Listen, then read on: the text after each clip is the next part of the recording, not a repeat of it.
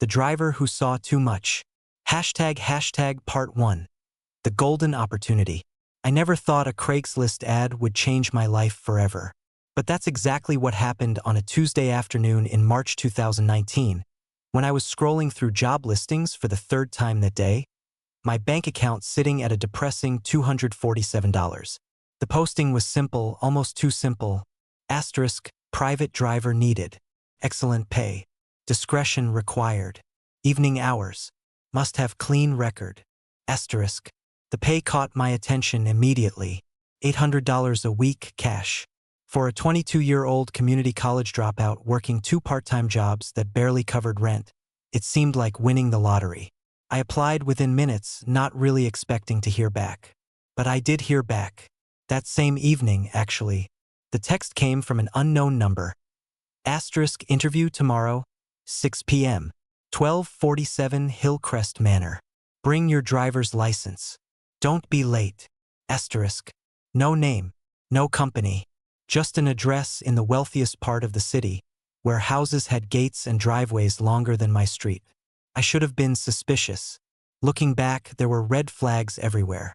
But when you're struggling to make ends meet, you tend to ignore the warning signs. Desperation has a way of clouding judgment. The next day, I showed up 15 minutes early. The house, or mansion really, sat behind iron gates at the end of a tree-lined driveway. I pressed the intercom button and a crisp voice answered immediately. Name? Marcus. Marcus Chin. I'm here for the driver position. The gates swung open without another word. The driveway curved through perfectly manicured lawns. Marble fountains. Sculptures that probably cost more than my entire education. The house itself was modern, all glass and sharp angles, the kind of place you see in architecture magazines.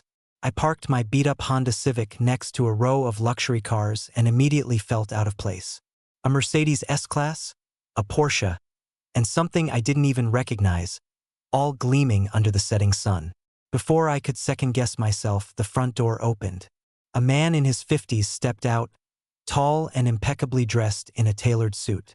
His hair was silver at the temples, and he had the kind of confident posture that came from a lifetime of getting exactly what he wanted. Marcus Chun. His handshake was firm, practiced. I'm Richard Voss. Thank you for coming. Thank you for the opportunity, Mr. Voss. He gestured for me to follow him inside. The interior was even more impressive than the exterior. Everything was white, black, or chrome. Modern art on the walls. A chandelier that looked like it belonged in a museum. I'll be direct with you, Marcus, he said, leading me to a study lined with leather-bound books. I need someone reliable, someone who can follow simple instructions without asking questions. Can you do that? Yes, sir. The job is straightforward. You'll drive me to various locations in the evening, typically between 8 p.m. and midnight. Sometimes later. You wait in the car, and when I'm done, you drive me home. Or to the next location. He poured himself a drink from a crystal decanter. Didn't offer me one. The pay is $800 per week, cash. You'll work 5 nights a week, Monday through Friday. I value discretion above all else. What you see, what you hear, where we go, it stays confidential. Understood. Understood. Good. He studied me for a long moment, his gray eyes calculating. You're young. You need money. You seem smart enough not to complicate things. When can you start? Whenever you need me, sir. A slight smile crossed his face. Monday, 8 p.m. sharp. Don't be late. He handed me a key fob. That's for the Mercedes. You'll be driving that from now on. Consider it a work vehicle. Park it here when you're done each night. I stared at the key in my hand, unable to believe this was real. One more thing, Richard said, his tone shifting to something colder. You signed an NDA when you sent in your application. It's legally binding. Breach it and I will destroy you. Financially, legally, every way that matters. Am I clear? I didn't remember signing anything, but I nodded anyway. Crystal clear, sir. Excellent. I'll see you Monday. Hashtag part 2. The first night. That weekend felt like the longest of my life. I kept expecting a text saying the job fell through, that it was all some elaborate prank. But Monday evening came, and at 7:45 p.m., I was pulling up to Richard Voss's mansion in my Civic, ready to swap it for a Mercedes that cost more than my parents' house. The gates opened automatically this time. Richard was already waiting by the front door, checking his watch even though I was 15 minutes early. Punctual. Good. He was dressed differently tonight, more casual but still expensive. Dark jeans, a black shirt, leather jacket. He looked like he was heading to a nightclub, not a business meeting. He handed me an address written on a piece of paper. Take me here. And Marcus. No GPS memorized the address. Then destroy the paper. Yes, sir. I studied the address. 4156, Industrial Way, Unit 7. It was in the warehouse district on the east side of town. A place I'd driven through but never had reason to stop. I tore up the paper and pocketed the pieces. The Mercedes handled like a dream. Smooth, quiet, powerful. Richard sat in the back, silent, typing on his phone. The only sound was the gentle hum of the engine and the occasional ding of his messages. We drove for 30 minutes. The city lights gradually gave way to darker streets, empty lots, and warehouses with barbed wire fences. Not exactly where I expected a millionaire to conduct business. Pull in here, Richard said, pointing to a warehouse with a rolling metal door. Park around back. I did as instructed. The area was deserted, just a few security lights casting long shadows. A single black SUV was already parked near a side door. Wait here. Engine off. Doors locked. Don't get out of the car for any reason. If anyone approaches, call this number. He handed me a business card with just a phone number. No name. How long will you be? However long it takes. He got out and walked to the side door, which opened before he could knock.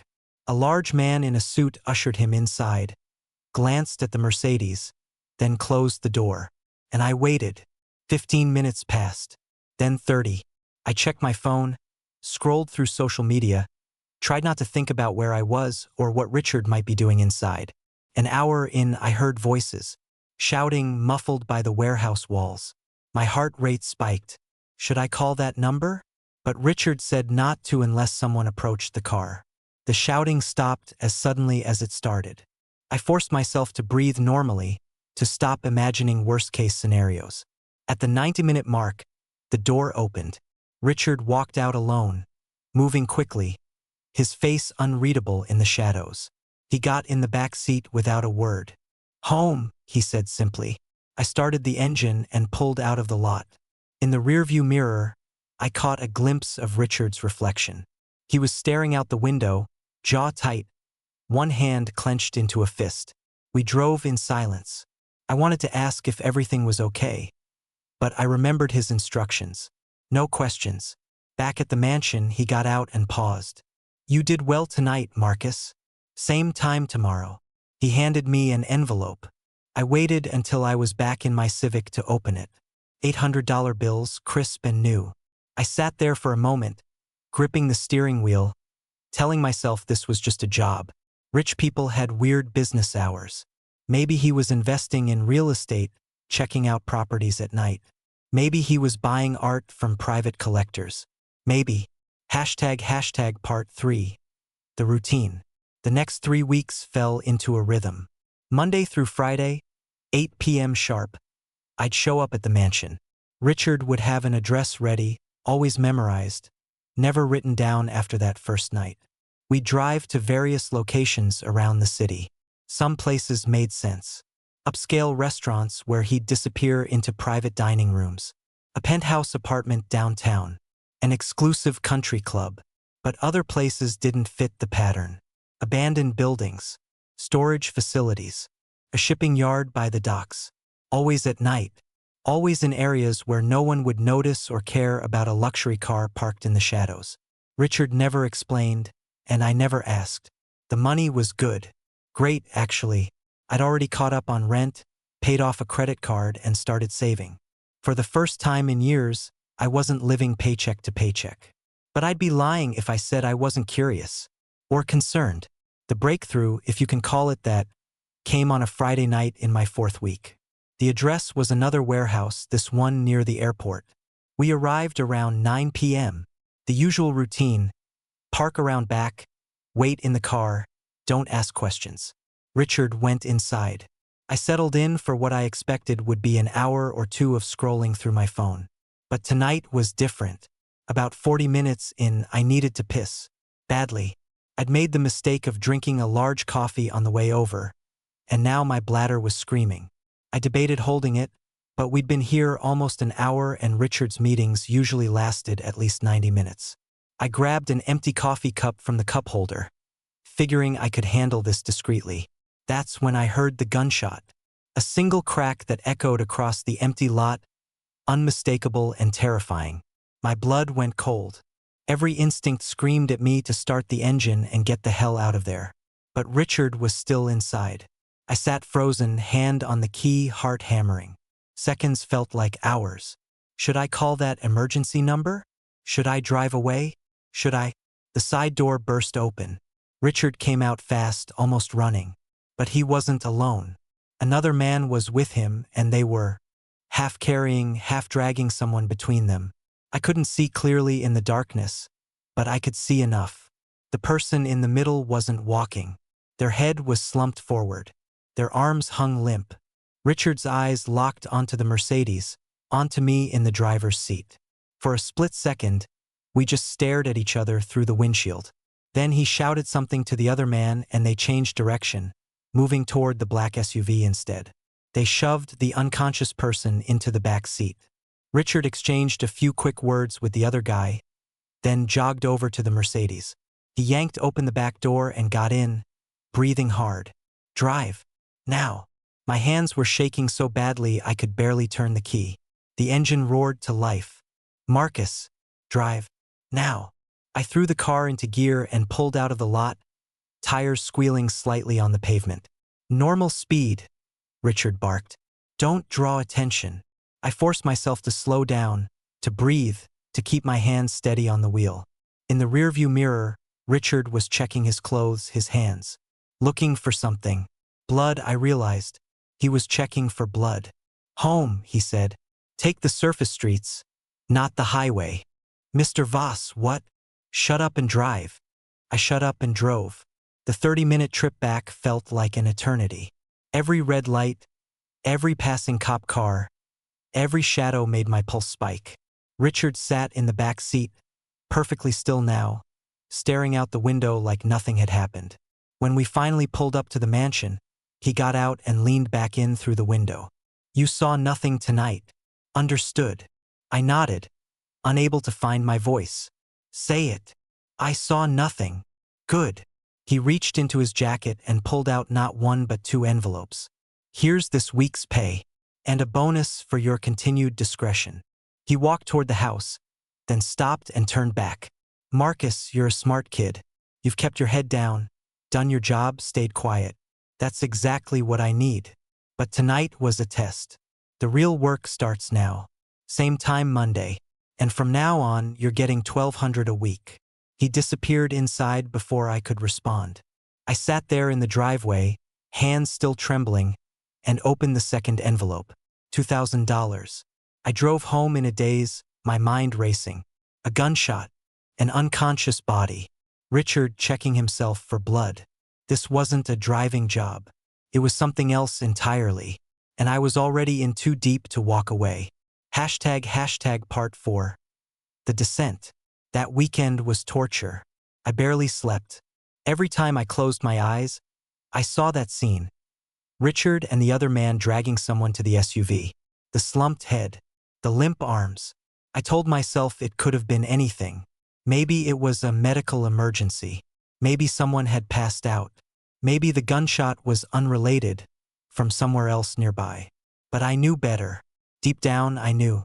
Sunday night, I sat at my kitchen table with my laptop, staring at the local news sites. Nothing. No reports of gunshots near the airport. No missing persons. No bodies found. Maybe that was good news. Maybe no one had died. Or maybe Richard Voss was powerful enough to make problems disappear. Monday came too fast. At 7:30 p.m., I was sitting in my apartment, the keys to the Mercedes in my hand, having a full-on internal debate. I could quit. Just text Richard that I was done, keep the money I'd already earned, and walk away. Find another job, something normal, something that didn't involve gunshots and unconscious bodies. But then what? Richard had mentioned an NDA, had warned me about the consequences of breaching confidentiality. He had lawyers, money, connections. I was nobody, just a broke kid who'd seen something I wasn't supposed to see. And if I walked away now, would he let me? Or would I become a loose end that needed tying up? At 7:45, I was in the Mercedes driving to the mansion. Richard was waiting, same as always, but tonight there was a subtle difference in his demeanor. He studied me more carefully as I pulled up, watching my face, looking for something. "Evening, Marcus." "Evening, Mr. Voss." He got in the back seat, handed me an address. Another warehouse district, different part of town. We drove in silence for 10 minutes before he spoke. "You've been with me a month now. Reliable, discreet. I appreciate that." He paused. "Friday night was unfortunate. Wrong place, wrong time for you. But you handled it well." I didn't respond, wasn't sure what to say. "I imagine you have questions, concerns." "I'm just the driver, sir." "Exactly. You're the driver, not a participant, not a witness, just a man who sits in a car and waits. Whatever happens inside those buildings, in those meetings, has nothing to do with you. You're simply providing a service." He was giving me an out, I realized, a way to mentally separate myself from whatever he was involved in. "I understand, sir." "Good, because the people I work with, they value discretion above all else, and they reward it generously." He leaned forward slightly. "But they also have zero tolerance for loose lips. Zero. Do you understand what I'm saying?" "Yes, sir." "I don't think you do." His voice dropped to something colder. "These aren't businessmen, Marcus. They're not buying and selling stocks. If they think for 1 second that you're a risk, that you might talk to the wrong person, to a cop, to a girlfriend, to anyone, you become a problem, and problems get solved. Permanently." My mouth went dry. "So let me be crystal clear. You drive. You wait. You see nothing, hear nothing, know nothing. And in return, you get paid very well. You keep your mouth shut, you keep getting paid. It's that simple." "I understand." "Do you have family, Marcus? Parents? Siblings?" The question caught me off guard. "My parents. They live upstate. And they're proud of you, I'm sure. Working hard, making money, being responsible." He sat back.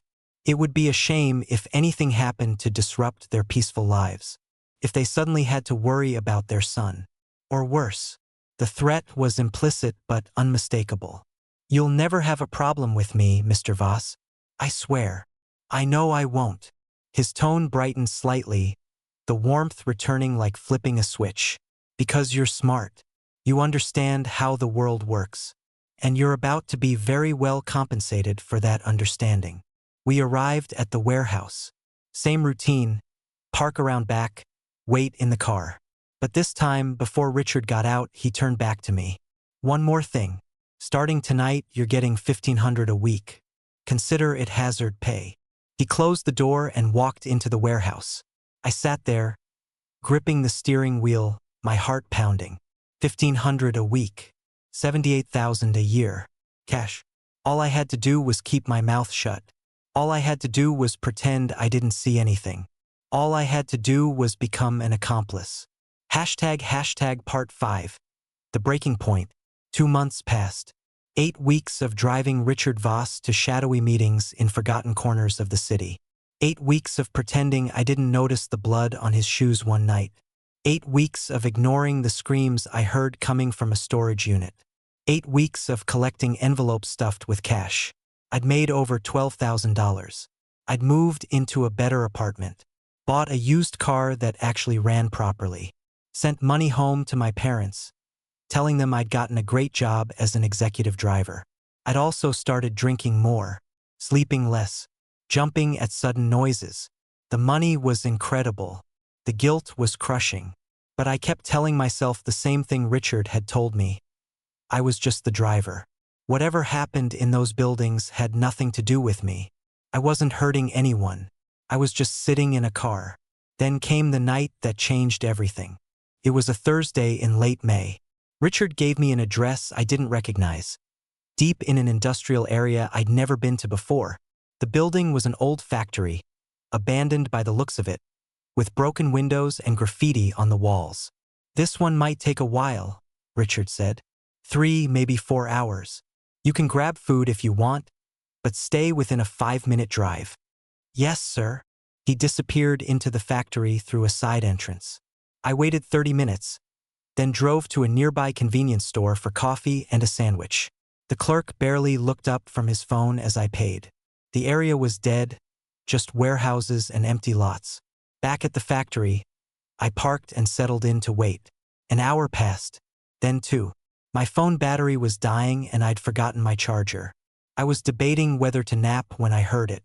Voices, close, coming from around the side of the building. I tensed, remembering Richard's instructions never to get out of the car. But these voices weren't coming from the factory entrance. They were coming from somewhere else. 2 men appeared, walking quickly, heads down. They were carrying something between them. A large duffel bag, heavy by the looks of it, the way they were straining. They headed toward an old dumpster and threw the bag inside. I heard the impact, metal on metal. Then they walked back the way they came, disappearing around the corner. My curiosity was screaming at me, but so was my common sense. Don't get out of the car. Mind your business. You're just the driver. But what if someone was hurt? What if that bag contained? I shook my head. No, not my problem. 20 minutes later, the voices came back. Different men this time, 3 of them also carrying something. Also heading to the dumpster. This wasn't random. They were using that dumpster for a reason. Another hour crawled by. Richard finally emerged from the factory, moving quickly, phone to his ear. He got in the car. "Home. Now." I started driving. In the rearview mirror, Richard looked. Agitated, stressed in a way I'd never seen before. "Everything okay, sir? Just drive." We were halfway back when his phone rang. He answered immediately. "What? When?" A pause. "I don't care what you have to do, find him. Now." He ended the call and cursed under his breath. Then his phone rang again. This conversation was shorter, more intense. I caught fragments. "Can't afford loose ends. Take care of it tonight. I don't care about his family." When he hung up, his eyes met mine in the rearview mirror. "Marcus, I need you to do something different tonight." My stomach dropped. "Sir, there's an address I need you to go to after you drop me off. You'll pick up a package and bring it to a location I'll text you. Simple delivery. Extra 1,000 in it for you." This was new. This was crossing a line from driver to active participant. "What kind of package?" "The kind you don't ask questions about." "Mr. Voss, I'm just a driver. I don't think." 1,500. Cash. Tonight. One simple delivery. The money was tempting. The situation wasn't. "I'm sorry, sir. I don't feel comfortable." "Marcus." His voice went cold. "This isn't a request. You're already involved. You've been involved since day one. You think that NDA you signed was just about driving? You're an accessory to everything you've witnessed. Every warehouse, every meeting, every suspicious moment you've sat through without calling the cops." My hands tightened on the wheel. "So here's how this works. You do this one thing for me, I pay you well, and we continue our mutually beneficial arrangement. Or you refuse and I make one phone call that ends you. Your freedom, your family, everything. Because I will tell the police you've been my accomplice in everything. And who do you think they'll believe? A millionaire with a team of lawyers? Or a broke kid from the wrong side of town?" Couldn't breathe. The car felt like it was closing in on me. "What's it going to be, Marcus?" We pulled up to the mansion. Richard sat there, waiting for my answer. I thought about my parents, my new apartment, the 12 grand in my savings account. I thought about the screams I'd ignored, the blood I'd pretended not to see, the gunshot that still echoed in my nightmares. I was already damned. What was one more sin? "Text me the addresses," I heard myself say. Richard smiled. Smart choice. The package is at a storage unit. Code is 4729. Unit 156. Bring it to the address I'll send. Don't open it. Don't look inside. Just deliver it. He got out of the car and leaned back in. Your family now, Marcus. Family protects family. Family keeps secrets. He handed me an envelope. Here's tonight's pay, plus a bonus for your flexibility. I drove to the storage facility on autopilot, my mind numb. Unit 156 was in the back corner. The code worked. Inside was a single black duffel bag, exactly like the ones I'd seen earlier. I grabbed it. It was heavy, and it shifted oddly when I moved it. Every instinct told me to look inside, to know what I was delivering. But Richard's warning echoed in my head. Don't look inside. I put the bag in the trunk and drove to the address he'd texted. An empty lot by the train tracks. A man was waiting there, smoking a cigarette. He didn't speak, just took the bag, checked inside, nodded, and walked away. I drove home and threw up in my kitchen sink. That night, I opened the envelope. $2,000. Blood money. I was officially a criminal. Hashtag part 6. The final night. I spent the next week in a fog of denial and self-loathing. Every time I looked at the money in my drawer, I felt sick. But I couldn't bring myself to quit. Couldn't face what might happen if I tried to walk away. Richard's words haunted me. Your family now. Family keeps secrets. The following Thursday, everything fell apart. Richard texted me earlier than usual. Need you at 6 p.m. tonight. Important meeting. Wear something nice. I showed up in the only button-down shirt I owned, driving the Mercedes to the mansion. Richard was waiting outside, and he wasn't alone. 2 other men were with him, both in expensive suits, both carrying themselves like they were used to getting what they wanted. Marcus, this is Mr. Volkov and Mr. Santos. You'll be driving us tonight. I nodded respectfully. The 2 men barely acknowledged me. All 3 got in the back seat. The address Richard gave me was across town. A high-end restaurant I'd driven past but never entered. The men talked in hushed tones during the drive, switching between English and what sounded like Russian or Spanish. Caught fragments. Shipment arrives Tuesday. Border patrol has been tightened. Alternative routes through. I kept my eyes on the road, pretending I couldn't hear. At the restaurant, Richard turned to me. This will be several hours. Get something to eat. Be back by 10 p.m. Not a minute late. Yes, sir. They went inside and I sat in the... My stomach dropped. Sir, there's an address I need you to go to after you drop me off. You'll pick up a package and bring it to a location I'll text you. Simple delivery. Extra 1,000 in it for you. This was new. This was crossing a line from driver to active participant. What kind of package? The kind you don't ask questions about. Mr. Voss, I'm just a driver. I don't think. 1,500. Cash. Tonight.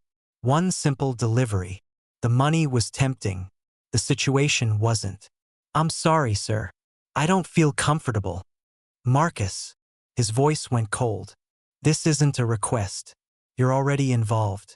You've been involved since day one. You think that NDA you signed was just about driving? You're an accessory to everything you've witnessed. Every warehouse, every meeting, every suspicious moment you've sat through without calling the cops. My hands tightened on the wheel. So here's how this works. You do this one thing for me, I pay you well, and we continue our mutually beneficial arrangement.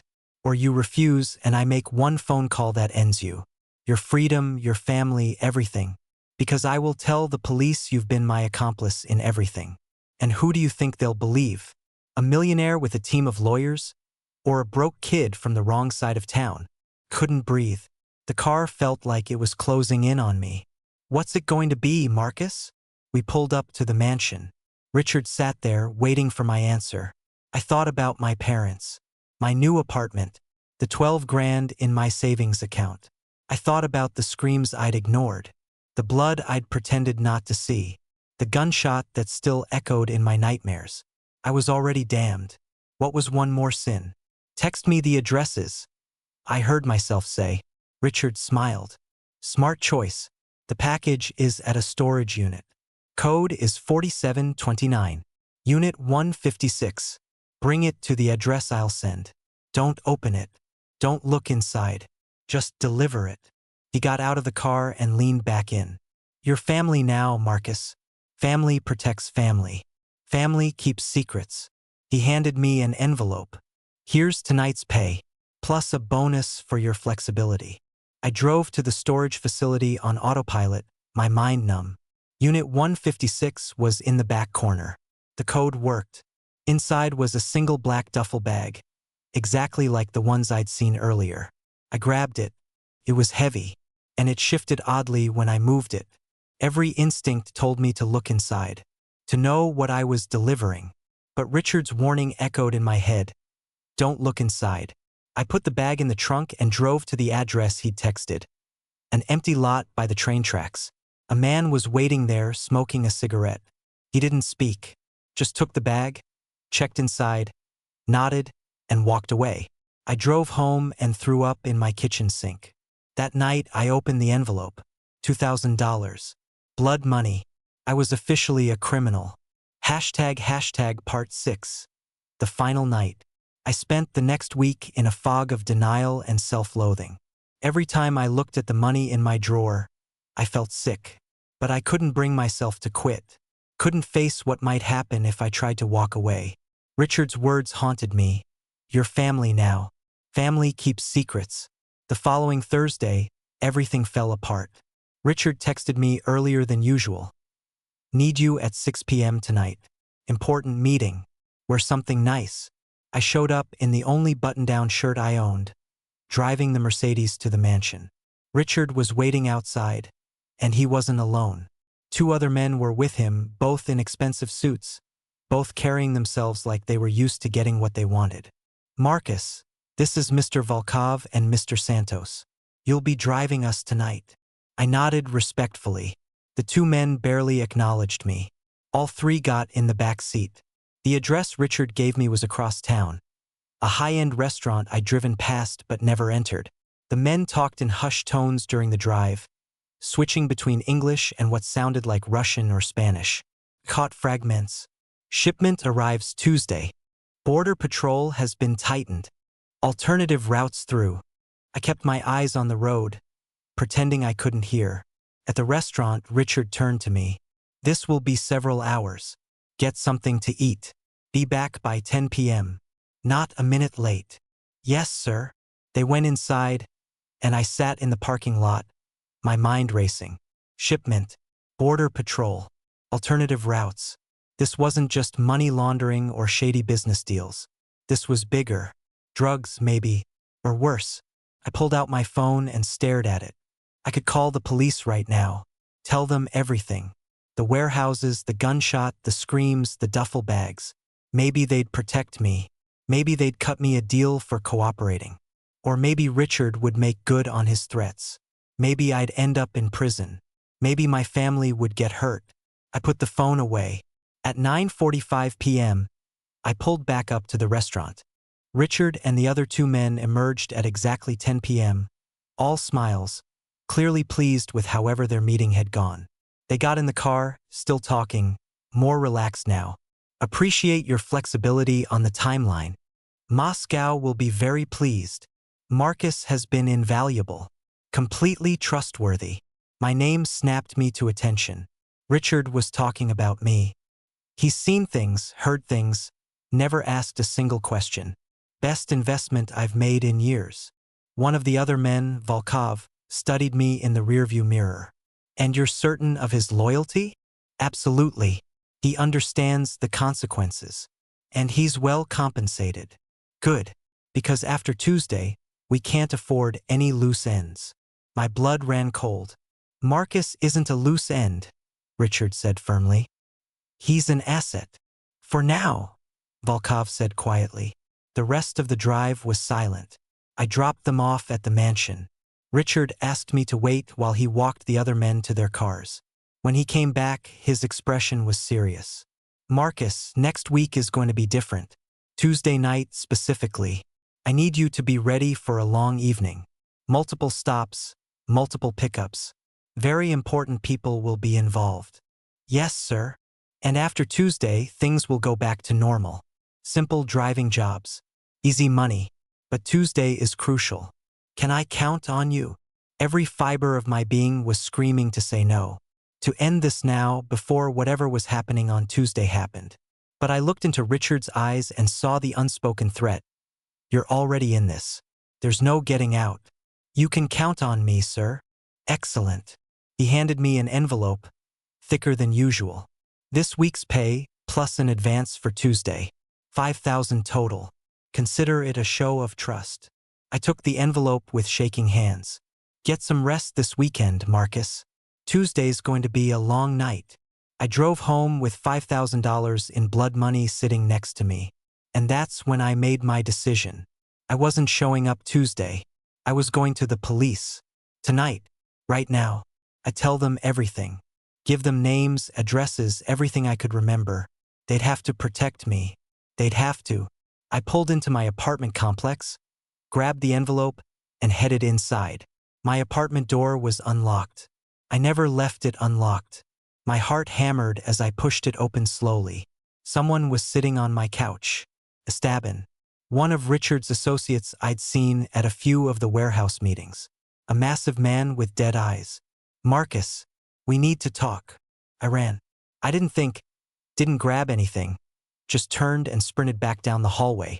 I heard Esteban curse and come after me, his heavy footsteps pounding behind me.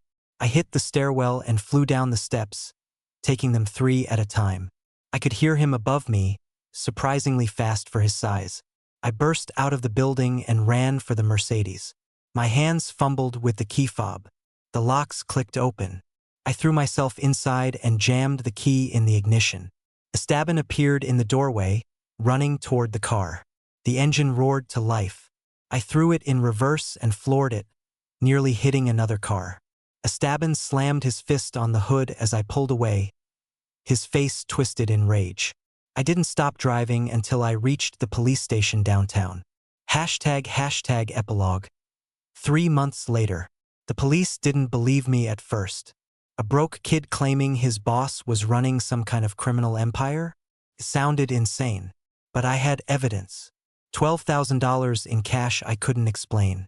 Text messages with addresses. The NDA I'd actually signed without reading, which turned out to be a liability waiver admitting I understood I might witness sensitive business activities. And I had details. Specific locations, dates, times. The names Volkov and Santos. The mention of shipments and border patrol. They started investigating. Carefully at first, then with increasing urgency. It turned out Richard Voss wasn't just a millionaire businessman. He was a facilitator. A middleman who helped foreign organizations move money, drugs, and people through legitimate-looking channels. The warehouses were distribution points. The duffel bags I'd seen were full of cash and product. The gunshot I'd heard? An enforcement action against someone who'd tried to skim from a shipment. The FBI got involved.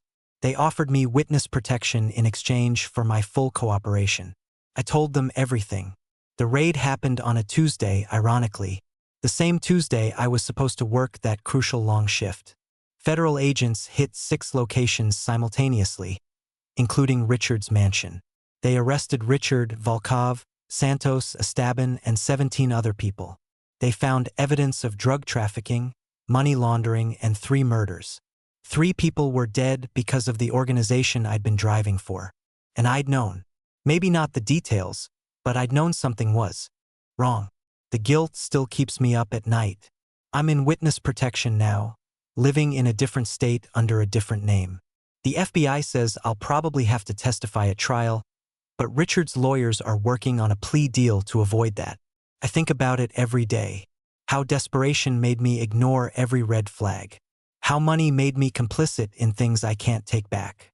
How I kept telling myself I was just the driver, just a guy waiting in a car, not responsible for what happened inside those buildings.